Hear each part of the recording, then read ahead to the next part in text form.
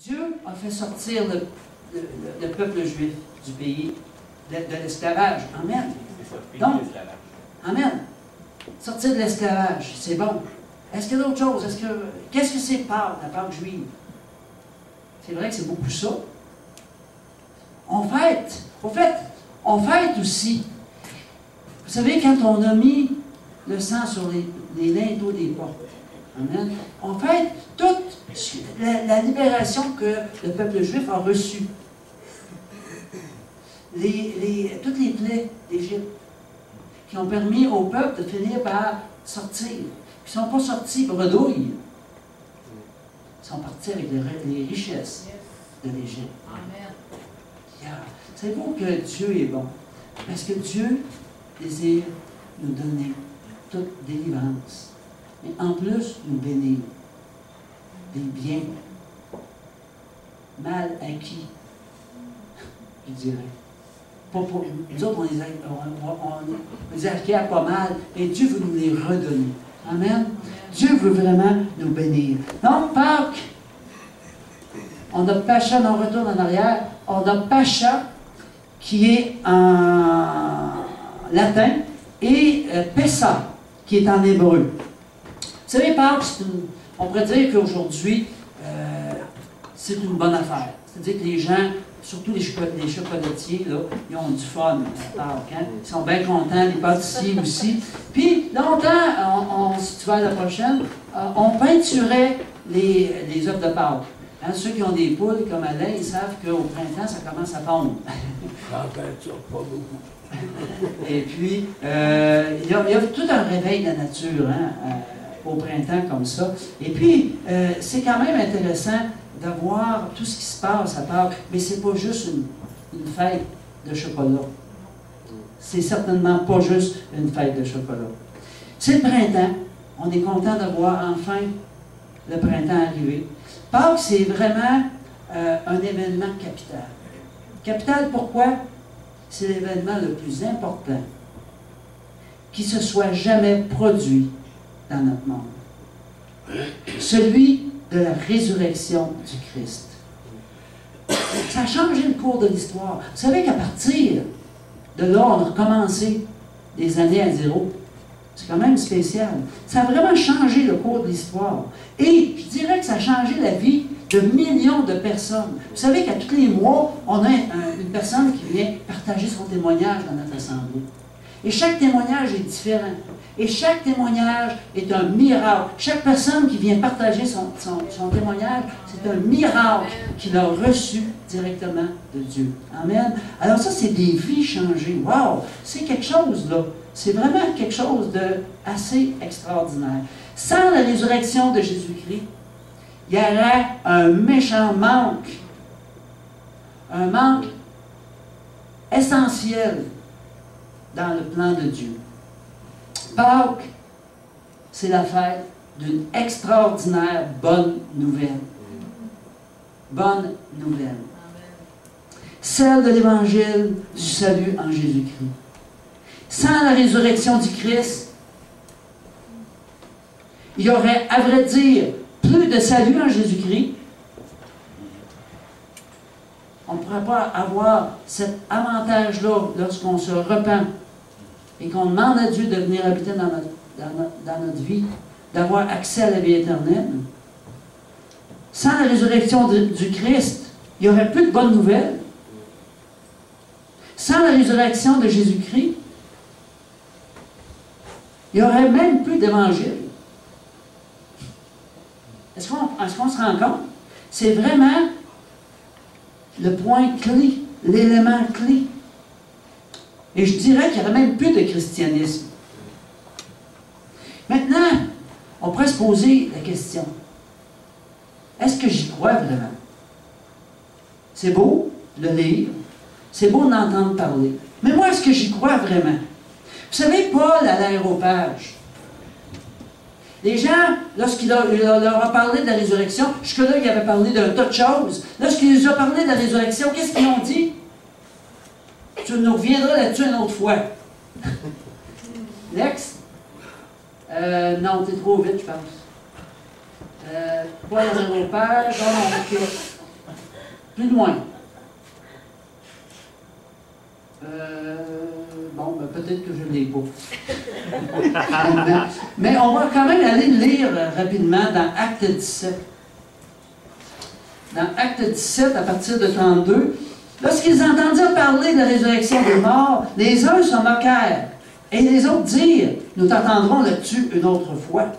Ainsi, Paul se retira du milieu d'eux. Quelques-uns, néanmoins, s'attachèrent à lui et crurent. Denis, l'aéropagiste, une femme nommée Damaris, et d'autres avec eux. Donc, c'est sûr que c'est pas tout le monde qui est prêt à croire à la résurrection. Et c'est pas quelque chose de facile non plus à croire à la résurrection. Maintenant, regardons un petit peu plus à Pâques, la signification de Pâques. Pâques, ça vient du latin populaire Pascua, qui veut dire nourriture. Du verbe pascurer, qui veut dire paître, mais aussi du latin ecclésiastique pacha, emprunté au grec, qui est pashka. Ça se ressemble tout, hein? Finalement, ça veut tout dire Pâques, ça. Pashka. Pas prisca, hein? Lui-même emprunté au latin, je l'ai dit, à l'hébreu, pardon, pessa. Donc, tout ça, ça vient du mot pessa, qui, lui, est hébreu, qui veut dire passer par-dessus, au passage. En anglais, on dit Passover. J'aime ça. L'ennemi, Passover. Passe par-dessus nous autres. Il ne nous touche pas. Amen. Amen. Ça fait que Pâques est le nom de la fête juive qui commémore la sortie d'Égypte. Effectivement, comme on a dit ce matin, du peuple hébreu. Et le passage à sec dans la mer Rouge. Là, on peut revenir à la mer Rouge. Amen. Et ça, c'est une vraie délivrance. Et ça, là, c'est quelque chose d'extraordinaire, encore une fois. Est-ce qu'on y croit vraiment? Amen. Hein? Amen. D'après les évangiles, c'est pendant cette fête juive qu'a eu lieu la résurrection de Jésus. Amen. Vous savez que Jésus a participé à la Pâque juive. Si on regarde dans Matthieu 26, 2, vous savez que la Pâque a lieu dans 2 jours et que le Fils de l'homme sera livré pour y être crucifié. Donc, il s'est rendu. Jésus était là à Pâques. Il voulait participer à cette fête juive, si on peut dire. Matthieu 27, les versets 50, 52, 53, 54 nous dit « Jésus poussa de nouveau un grand cri et rendit l'esprit. Les sépulcres s'ouvrirent et plusieurs corps des saints qui étaient morts ressuscitèrent. » Wow! Wow! C'est drôle, hein? Des fois, j'ai l'impression qu'on passe par-dessus ce petit passage-là. Mais il s'est passé quelque chose de grand. Et ça, c'était les prémices de ce qui s'en vient. Amen. Étant sortis des sépulcres après la résurrection de Jésus, ils entrèrent dans la ville sainte et apparurent à un grand nombre de personnes. Vous savez, tout ça annonce le retour de Jésus-Christ. Amen. Amen. Il faut se tenir prêt. Il faut se tenir la lampe allumée. Le centenier et ceux qui étaient avec lui pour garder Jésus, ayant vu le tremblement de terre et ce qui venait d'arriver, furent saisis d'une grande frayeur et dirent, assurément, assurément, cet homme était Fils de Dieu. Est-ce qu'on va attendre de voir ces choses-là avant de dire, assurément, Jésus est le Fils de Dieu? Amen. Alléluia. Acte 10, 40. Dieu l'a ressuscité le 3e jour et il a permis qu'il apparût par la suite aux disciples, etc. Donc, il est apparu. Mais moi, je n'ai pas besoin qu'il m'apparaisse. Parce qu'il est apparu dans mon cœur. Parce qu'il a changé ma vie. Parce qu'il est venu faire des transformations. Parce que j'ai eu des guérisons. Parce que ma mère a été guérie. Parce qu'il y a tellement de raisons que je pourrais donner. Il faut que Jésus devienne personnel. Il faut que Jésus commence à impacter notre vie. Il faut que Jésus commence à être plus qu'un passage de la parole de Dieu. Être plus qu'un dimanche de temps en temps. Amen, amen. Alléluia. Cette Pâque n'est plus le secours d'un seul peuple, mais c'est la résurrection qui donne la vie éternelle à tout pécheur qui se repent. Hey, c'est quand même merveilleux. Le fait que Jésus soit ressuscité d'entre les morts fait en sorte que tous les humains ont accès à cette vie éternelle. Amen. Tous les humains qui se repentent. On va revenir encore un petit peu à la signification de Pâques pour réaliser que rien n'est fait au hasard avec Dieu. Rien n'est fait au hasard. Luc 24, 44. Puis Jésus leur dit, c'est là ce que je vous disais, lorsque j'étais encore avec vous, et qu'il fallait que s'accomplisse tout ce qui est écrit de moi dans la loi de Moïse, dans les prophètes et dans les psaumes. Vous savez, il y a quelques semaines, j'ai partagé qu'il y a eu 333 prophéties qui se sont réalisées lorsque Jésus est venu sur la terre. 333 prophéties. Ici, Jésus qui entre sur le dos d'un âne, si vous voulez aller voir, c'est un exemple, dans Zacharie 9:9. Ça avait été prévu. Mais en plus de ça, ça s'est passé 4 jours avant la mort, hein? Avant la mort ou avant la résurrection?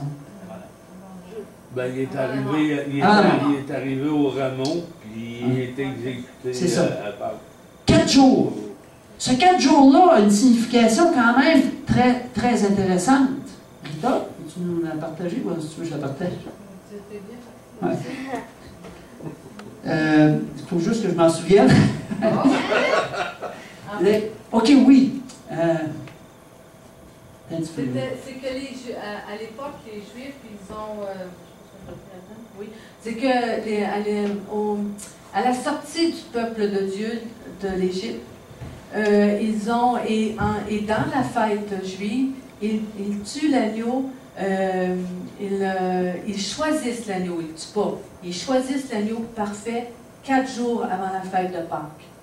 Donc, Jésus, quand il est rentré à Jérusalem, c'était 4 jours avant sa crucifixion. Wow! Vous savez, la parole, là, il y a des richesses comme ça, sans cesse. Donc, de savoir que Jésus, lorsqu'il rentre, il a fait son entrée triomphale sur le dos d'un âne qui avait été prophétisé par Zacharie plusieurs centaines d'années avant, il réalisait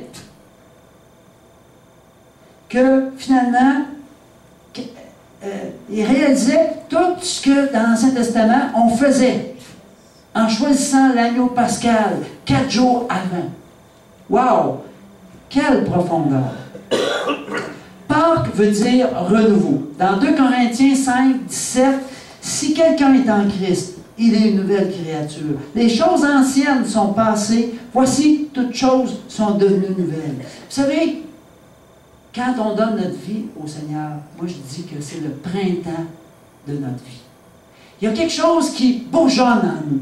Il y a quelque chose qui se développe en nous, qui n'était pas là, ou qui était là simplement en forme de semence, mais qui croit en nous. Et ça, c'est la foi.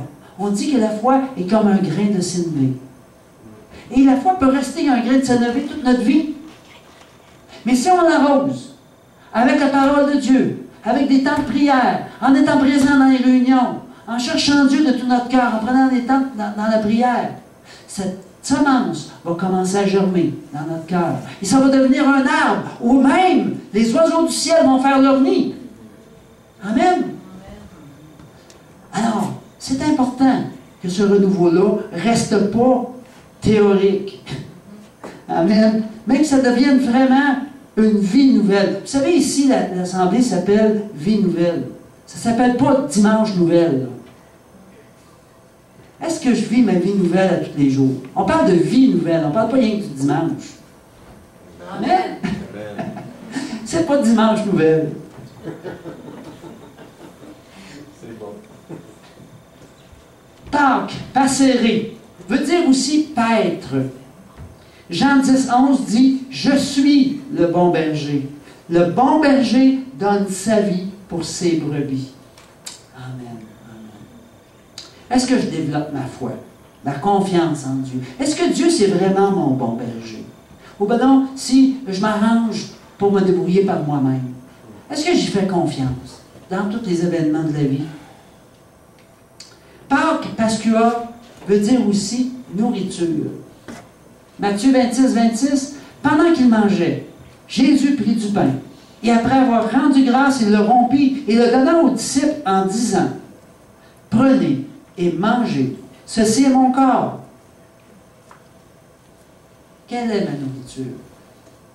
Est-ce que je me nourris de la vie de Jésus? Est-ce que je me nourris de la parole de Dieu? Est-ce que je me nourris des enseignements de la parole? Pâques veut aussi dire passage. Fais ça. Jean 14, 6. Jésus lui dit, je suis le chemin, la vérité et la vie. Nul ne vient au Père que par moi. Il y a des fois des gens qui nous disent, ouais, ben écoute, Jésus avait une mère.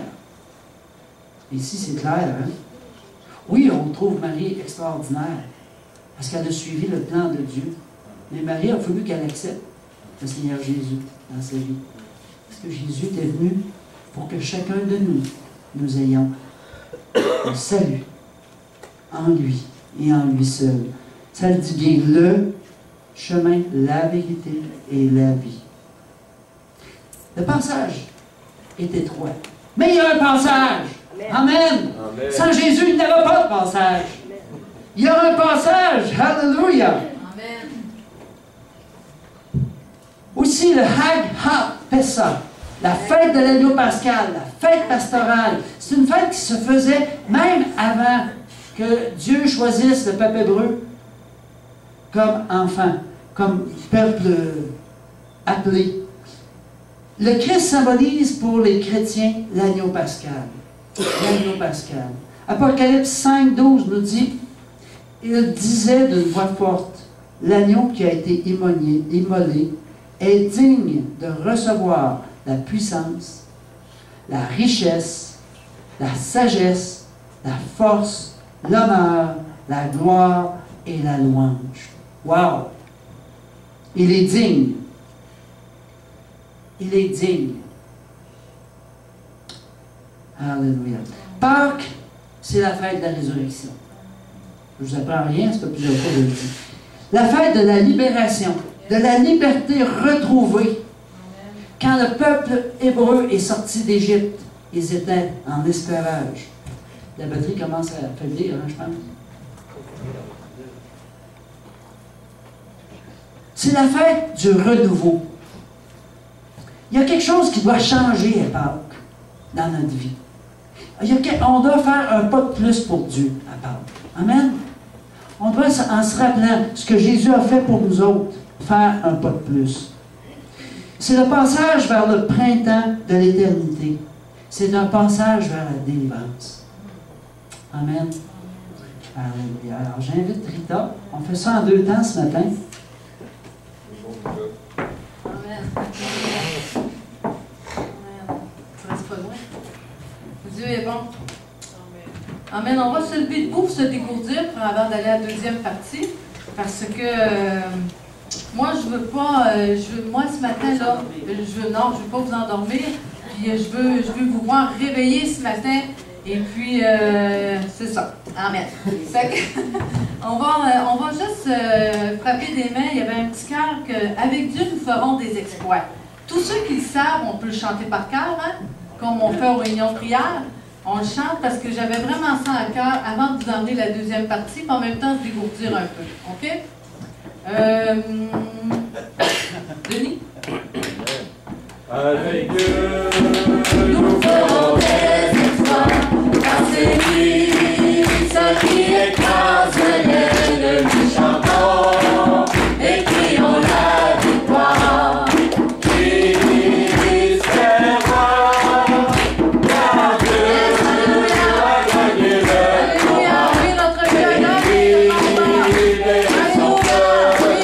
Pour nous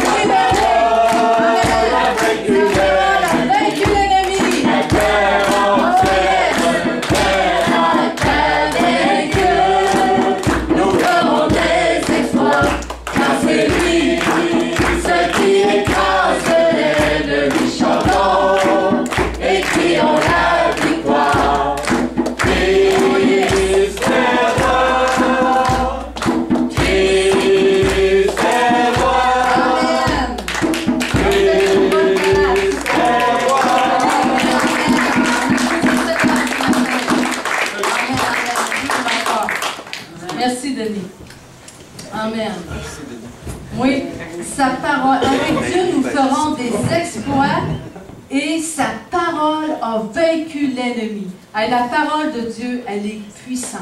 Parce que ça nous dit dans ce chant-là, la Bible nous dit que sa parole a vaincu l'ennemi. Wow. Vous savez, on a un Dieu de saison, OK? Et on a un Dieu de semences et de récolte.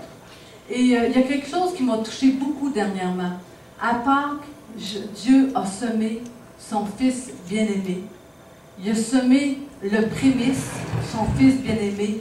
Enfin, il a récolté une famille. Amen. Il n'y a pas personne qui ne sème pas sans s'attendre à une récolte. C'est impossible. Il n'y a pas un cultivateur là, qui, je dirais entre parenthèses, assez fou pour semer son champ sans s'attendre à une récolte. Donc, on a un Dieu de semences, de récolte. On a un Dieu qui a fait toutes choses dans un plan précis. Il n'a rien fait au hasard. Tout est dans un but précis, du commencement jusqu'à la fin, un plan. Dieu suit un plan précis. Et puis, on le voit de la Genèse à l'Apocalypse, et on voit qu'il est un Dieu de saison, un Dieu de timing. Et c'est la même chose, et c'est pourquoi que Dieu a déclaré aux enfants d'Israël que de conserver 3 fêtes par année. Dieu a commandé au peuple d'Israël de garder 3 fêtes par année, et c'était des rendez-vous divins en l'honneur de l'Éternel. Wow! Ça, c'est quelque chose. Et pendant ces fêtes-là, qu'est-ce que faisait le peuple juif? Il se rappelait des grandes choses que Dieu avait fait pour lui. C'était le but. Mais le but était de venir honorer Dieu.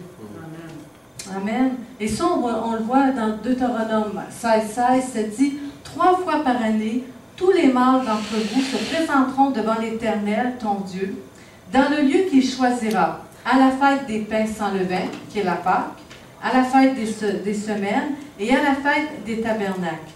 On ne paraîtra point devant l'Éternel les mains vides. » Wow! Dieu leur donne une précision ici, on va revenir là-dessus. Exode 12:14. On continue avec Exode 12:14. Vous conserverez le souvenir de ce jour, on parle de la Pâque, et vous la célébrerez par une fête en l'honneur de l'Éternel. Vous la célébrerez comme une loi perpétuelle pour vos descendants. Wow! Dieu est en train de dire, là, cette fête-là, il l'a donnée au peuple d'Israël, puis il a dit, vous allez la célébrer à perpétuité. Wow! OK, suivez-moi bien. Vous savez que nous, comme peuple de Dieu, on est Israël spirituel. Et puis ça, on le voit dans Romains chapitre 11. On n'ira pas le voir aujourd'hui, mais ceux qui prennent des notes, Romains chapitre 11, on voit qu'on a été greffé à l'olivier sauvage. Amen. Donc, on est l'Israël spirituel. Dans 1 Pierre 2:9, ça c'est tellement puissant. Quand Dieu dit qu'on est une nation sainte, on est une race élue, on est un peuple racheté, on est un sacerdoce royal. Wow! Et un sacerdoce royal, là, c'est que Jésus il nous a déclaré roi et reine, puis il nous a déclaré des sacrificateurs. C'est puissant, des grands prêtres qu'il nous a déclarés. Puis il dit, vous êtes une nation sainte. C'est ça qu'on est, nous, aux yeux de Dieu. C'est grand, hein? Oui, je vais terminer avec ça. Puis Galates, chapitre 3, on voit qu'on est des fils et des filles d'Abraham. Donc, nous, on a tout cet héritage-là. Et là, Dieu dit ici, la Pâque, là, célébrez-la à perpétuité. Wow! C'est ce qu'on fait aujourd'hui. On célèbre la Pâque. Amen. Vas-y, M. Amen. Alors, on était greffés. Premièrement, le peuple d'Israël était l'olivier sauvage. Donc... L'olivier. Merci. Fait qu'ici, on voit le sceptre, le tronc. On peut dire que le tronc est Jésus-Christ, sur lequel nous avons été greffés. Donc, la greffe va prendre la sève qui passe dans le tronc pour être nourrie. Alors ça, c'est très important. Souvent, moi, j'aurais plutôt mis la branche ici sur le bord pour qu'elle suive la sève. La sève passe par le bord, mais en tout cas, peu importe. Et ce qui est intéressant, c'est que quand la greffe prend, ben, elle va grandir. Et elle va grandir encore. Et ça, évidemment, ça part de la nouvelle naissance. Lorsqu'on est de nouveau, on est greffé sur Jésus-Christ, ce qui nous permet de porter des fruits plus tard. Alors, la seule façon de porter des fruits, c'est premièrement d'être greffé. Vous êtes d'accord? Amen. Et ce qui est merveilleux, c'est qu'en Jésus-Christ, lorsque on l'accepte dans notre vie, lorsqu'on lui donne la première place, il vient se greffer dans notre cœur. Et là, on peut vraiment grandir. Avec le temps, voyez-vous, avec le temps, on finit par porter des fruits. Amen. Amen. Vous savez, le peuple d'Israël avait un sens profond de l'honneur et un sens profond, une compréhension profonde de la bénédiction. Et Dieu, il leur donnait un rendez-vous. On peut se demander, mais pourquoi une fête? Savez-vous que le mot fête en hébreu signifie un temps divinement appointé de Dieu? Ça veut dire un rendez-vous divin.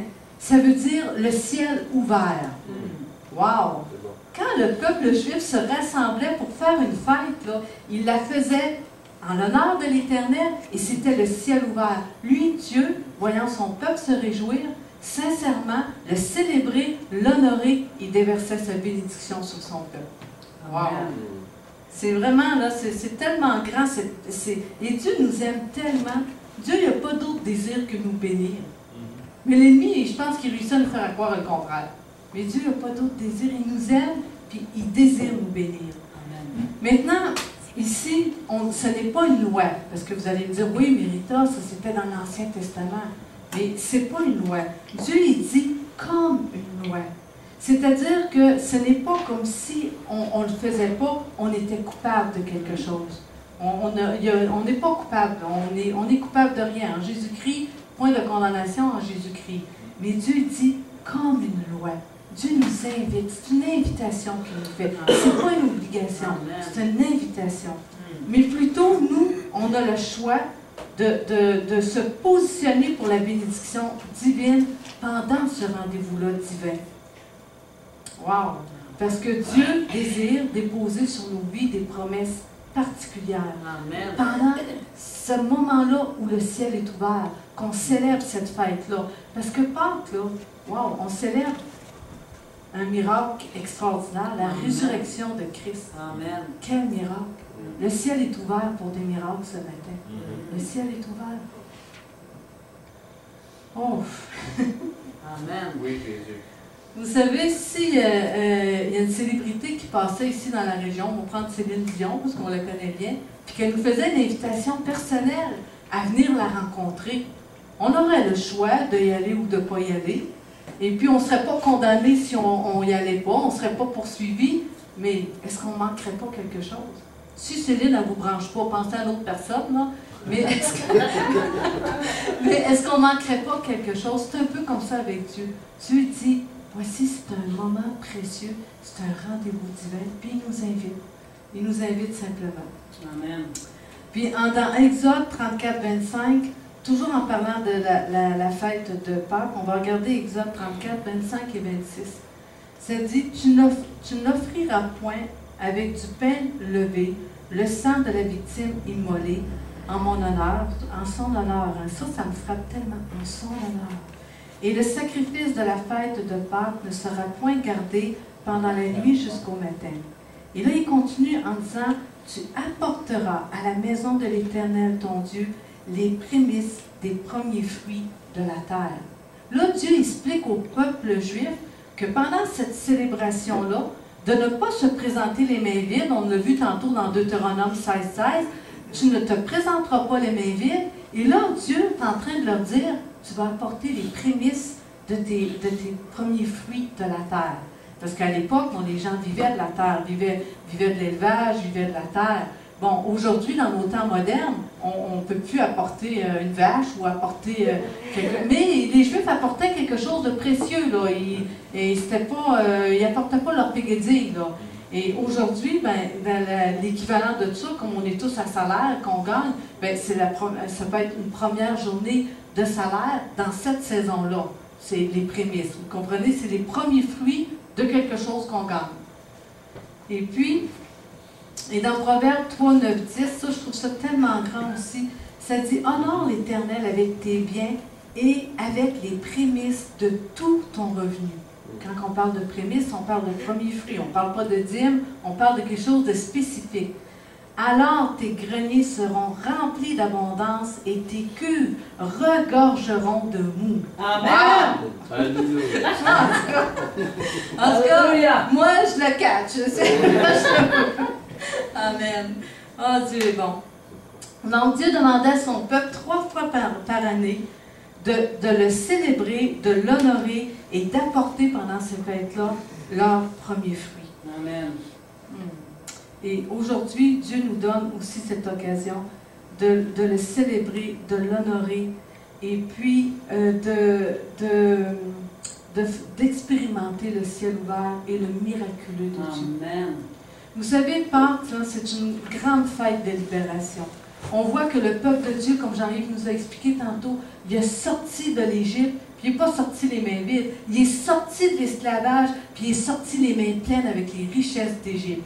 Wow! C'était vraiment quelque chose de très grand. Et l'offrande qu'on apporte à Dieu à ce moment, moi je vous dis, c'est une bombe dans le camp de l'ennemi. C'est une bombe. Amen. Et puis c'est une clé pour la délivrance. Parce que l'ennemi n'aime pas ça. Mon frère, tantôt, il est rentré en disant « Faute de connaissance, mon peuple périt. » J'ai dit « Wow! » J'ai dit « Oui, Denis. Oui, c'est vrai. Faute de connaissance, mon peuple périt. » Puis je termine en disant, vous savez, il y a un passage dans la Bible qui dit que nous, les enfants de Dieu, nés de nouveau, on va susciter la jalousie d'Israël.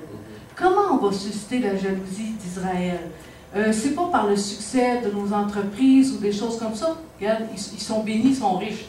OK?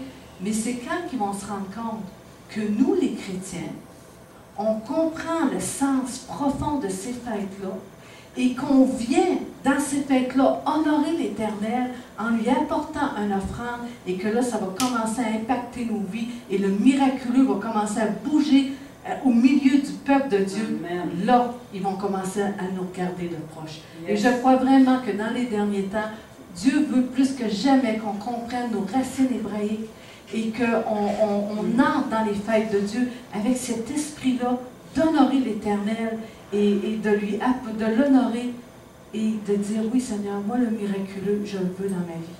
Amen. Et ce matin, on va passer à la louange, à l'adoration, mais on va y aller avec un esprit de célébration. Amen. On va se lever, on va célébrer l'Éternel, et puis on va faire, il y a 4 chants, on va faire les 4 chants, on va louer Dieu comme on fait d'habitude, mais encore plus intensément. Et lorsque notre sœur va faire la chorégraphie, elle a une belle chorégraphie à nous présenter, c'est à ce moment-là qu'on va, chacun de nous, à partir de notre place, on va apporter notre offrande ici en avant, dans le panier qui est là. Et on va apporter notre offrande. Puis moi, je vous invite, pendant la louange, l'adoration, sondez vos cœurs. Puis posez-vous la question, de quoi j'ai besoin d'être délivré aujourd'hui? Qu'est-ce que je veux qui sorte de ma vie aujourd'hui? Qu'est-ce qui est là dans ma vie, puis que je sens que, wow, je veux que ça débarque. Puis demandez à Dieu, quelle est l'offrande que tu veux que je t'apporte aujourd'hui? Puis soyez sensible à l'Esprit de Dieu et obéissez. Si ça vous surprend ce matin, puis dites-moi, moi, j'ai rien, c'est pas une histoire de montant, ça. Si j'ai dit, mais moi, j'ai rien ce matin, ben, puis que vous sentez que ça brûle sur votre cœur, d'apporter quelque chose à l'Éternel, marquez-le sur l'enveloppe, le montant que vous avez à cœur de donner, puis ça sera pour la semaine prochaine ou l'autre semaine d'après, ça sera un engagement entre vous et Dieu. OK? Mais moi, je vous invite, manquez pas ce rendez-vous divin. Et ce matin, pendant la louange, pendant l'adoration, je suis certaine que l'Esprit de Dieu va bouger au milieu de nous, puis c'est le temps de dire, Seigneur, moi puis Jean-Yves, on l'a fait notre offrande. On a donné notre prémisse. Puis oui, on s'attend à des miracles. Puis vous savez, une dernière chose, je ne veux pas vous tenir trop longtemps, une dernière chose, prenez un petit cahier, puis écrivez vos semences dedans. Il est le temps aussi que le peuple de Dieu arrête de donner n'importe comment. Regarde, le cultivateur, il sème des carottes, qu'est-ce qu'il s'attend de récolter? Des navets? Non, des carottes. Marquez, Pâques, telle date, j'ai semé tant, puis je m'attends à cette récolte-là. Marquez-le. Puis des fois, dans la prière, vous allez devant Dieu, regarde, Papa, j'ai semé ça, je m'attends à ma récolte. C'est une guérison que tu as besoin? C'est une délivrance? Qu'est-ce que tu as besoin dans ta vie? Puis tu le rappelles, puis vous vous tenez dans la foi, puis vous allez voir s'accomplir. Amen. Amen. Amen. Alléluia. Fait que j'invite l'équipe de louange. Et puis, Jean-Luc, tu veux dire? Peut-être aussi ce que je veux rajouter, c'est on a mis en action ce principe-là. Et on a vu les fruits que ça donne. On ne peut pas dire qu'on est millionnaire. Amen. Mais Dieu bénit, je vous le garantis. Les commandes, ça rentre même. Le Seigneur permet que je sois à mon bureau, que je sorte moins sur la route et que je puisse faire le ministère en même temps. De plus en plus. Alors, Dieu est vraiment bon là-dedans et je suis vraiment béni. Et je peux vous dire une chose ce matin, c'est certainement pas pour nous enlever les poches. Parce qu'on n'a pas de salaire. On n'a pas besoin de salaire. On veut vraiment que cet argent-là serve au royaume de Dieu, à l'avancement du royaume dans la région. Amen. Je suis convaincu qu'il y a encore des centaines de personnes qui aimeraient, qui cherchent Dieu dans la région, puis qui n'ont pas entendu parler.